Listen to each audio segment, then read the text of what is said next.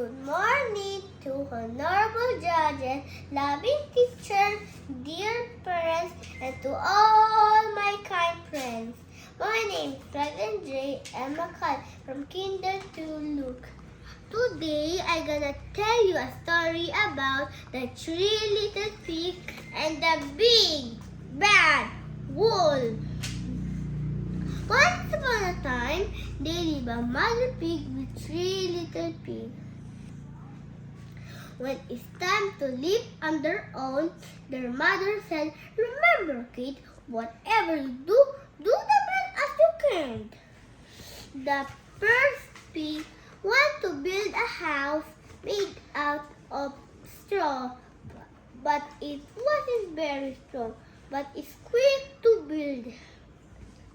He had many times to play. He was very happy. The second pig wanted to build a house made out of sticks, but it wasn't very strong. But it's quick to build. He had many times to play. He was very happy.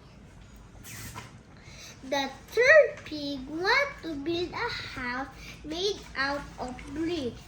Bricks are strong and steady.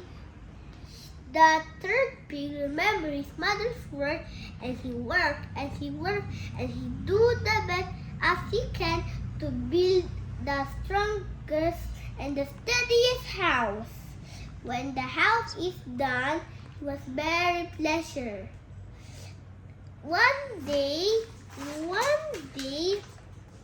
a big bad wolf came to the house of the first pig made out of straw. He knocked on the door, said, little pig, let me come in." The first pig replied, "Not by my hair or my chin.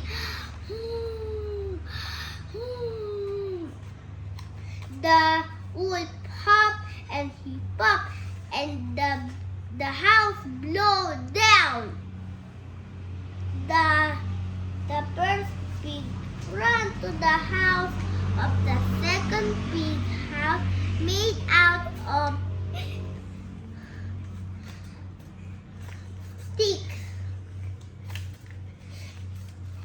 Next day, the wolf came to the house of the first pig and the second pig made out of sticks. He knocked on the door, said, little pig, let me come in." The second pig replied, "Not by my hair or my chin.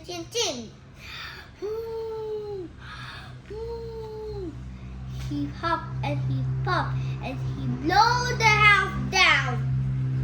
The second pig and the first pig ran to the house of the third pig.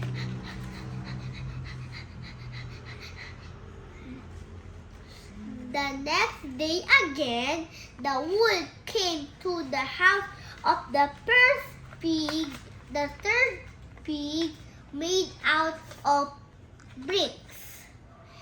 He knocked on the door, said, little pig, let me come in."